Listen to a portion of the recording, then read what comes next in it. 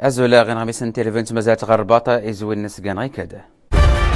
زريغ كلشي وشا يشاري وكسومينو زريغ محمد الخامس السكننت ميني كامار السكنن ننظر نسوميت نضرن يوذان ما مشكين وشاورينو الشار خص غادي غا حقيق وشني غاس يعجبايا السنغ تاريخ نت مواطنينو قاين داني الشباب والسين ماني زدو سين والسين الاصل يا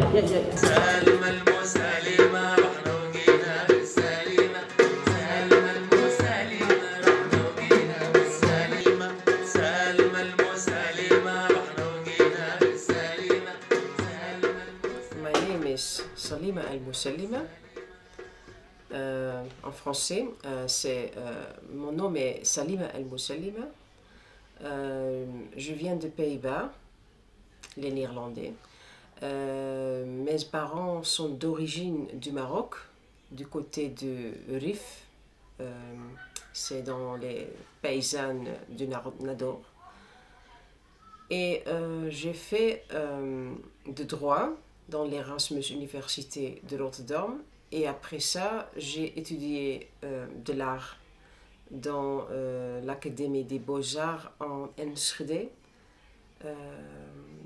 Et aussi, j'ai fait des cours d'histoire à l'Université de Leiden et des cours de l'arabe, la langue arabe aussi, à l'Université de Leiden. Je suis devenue imam en fait par hasard. Parce que dans le commencement, j'ai étudié de l'art. J'étais très beaucoup intéressée dans l'art, spécialement l'art de l'avant-garde. Mais après avoir fait des études de l'art, j'ai rencontré avec un imam du Paris en fait. C'était un imam qui disait qu'il est libre et très progressif.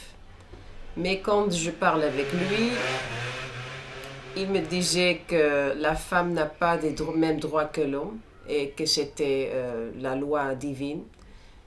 Et quand je dis à lui, donc l'esclavage c'est aussi des lois divines. Et lui, après ça, il disait, je ne voudrais pas entrer en discussion avec vous et ça c'est la fin. Donc je suis devenue très... comment dire, cette expérience m'a changé parce qu'avant je pensais qu'il y avait des imams libres et progressifs, mais après parler avec un imam qui disait qu'il est progressif, je me réalise qu'il n'y a pas des imams progressifs en Pays-Bas. Et j'ai décidé de faire un boycott sur les mosquées, mais ce n'est pas une chose que j'aime beaucoup parce que moi je suis très spirituelle et religieuse. Donc j'ai décidé de créer mon propre mosquée pour en première fois pour faire des cérémonies pour moi-même. Je voudrais m'éduquer moi-même de l'islam. Donc, c'est commencé comme ça, dans l'Internet. Et après ça, il y avait des hommes patriarcals turcs, en fait, qui disaient « Qu'est-ce que tu fais comme ça? Tu es une femme imam, pourquoi tu disais ça? C'est pas vrai, c'est blabla. » Et je me réalise que c'est une chose profonde de créer son propre institut islamique. Son propre mosquée, même si c'était juste dans l'internet. Donc c'est comme ça que j'ai commencé. Je fais un sermon chaque semaine. Je le préparais, je fais le sermon en anglais parce que mon public était international. Il y avait des gens en Pakistan, en Dubaï, en la Chine même, qui écoutent à mes sermons en Pays-Bas. Et c'est comme ça que je suis commencée. Donc, tu n'as pas fait de formation particulière. Tu t'es formée toute seule. Oui, mon formation, c'était la formation que j'ai eue. Je suis formée dans le droit, l'histoire du droit. Je suis formée dans l'art. Je suis formée dans l'arabe. Dans beaucoup de choses. Donc, j'ai une formation qui est profondément et pas une formation comme les imams qui même sont illettrés. Il y a même des imams en Maroc, en fait, qui sont illettrés, qui ne connaissent de rien. Et ils sont imams. Donc, la formation d'imam, en fait, c'est pas nécessaire d'avoir une formation de théologie. Il y a des imams qui font des formations de théologie, mais c'est pas nécessaire. Et en fait, la formation de théologie, c'est ça qui est qui a des problèmes, parce que cette formation est en fait patriarcale. Donc, c'est pas suffit d'avoir une formation. Il faut avoir une formation sur toutes les choses, sur l'histoire, sur les droits de l'homme, sur pas seulement dans la théorie traditionnelle médiévale de l'islam qui est de l'époque de ce 6e siècle. Et ta formation, est-ce que c'est lié au Coran? Ou tu ne travailles pas du tout avec le Coran? Je travaille beaucoup avec le Coran. Je travaille avec le Coran, avec les hadiths, avec j'ai mon comment dire, mon méthode de recherche que je m'ai éduquée sur l'université. Donc, j'ai des méthodes scientifiques que j'utilise. C'est pas seulement, comment dire, c'est pas seulement moi. J'essaie de vraiment comprendre le Coran dans son propre histoire, dans son propre contexte, dans son propre spirituel, avec son propre spiritualité. Donc, même avec le mystique, j'essaie de me former, de méditer et de faire des choses comme ça pour proprement savoir comprendre comment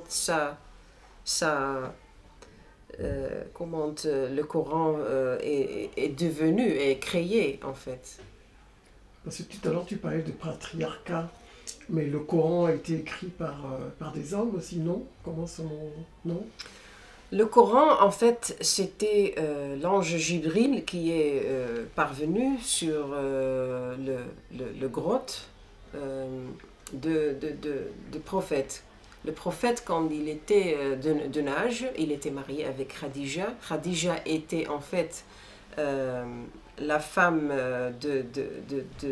comment dire, elle créait l'argent, elle fait tout ce qui est nécessairement pour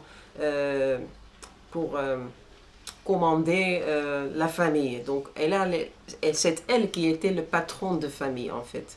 C'était une CEO quand on le translate dans cette époque, c'était une femme CEO.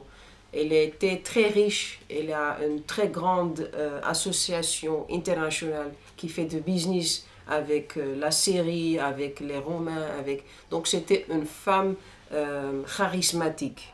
Et lui, il travaille pour elle. Mais après des années, lui, avait une vocation spirituelle, pas seulement une vocation pour le business, mais pour la spiritualité.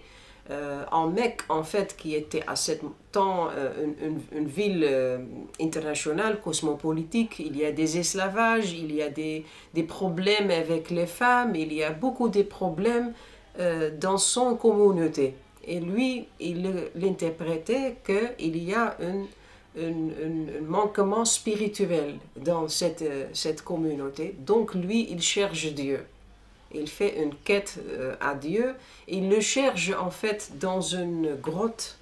Il est allé à cette grotte qui était proche de la Mecque. Et là, il fait de méditation.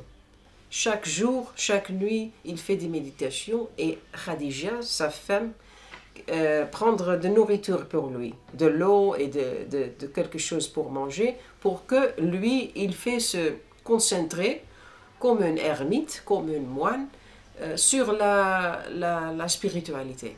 Et après des années et des années, quelque chose le Dieu a apparaître à lui par l'ange Jibril.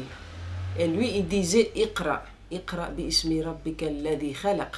خلق الإنسان من علق. Et le terme Iqra, beaucoup de musulmans disaient que Iqra ça veut dire dire, Iqra, dire, parler, mais Iqra en fait dans la vraie langue arabe traditionnelle, Iqra c'est venu de c'est Une parole.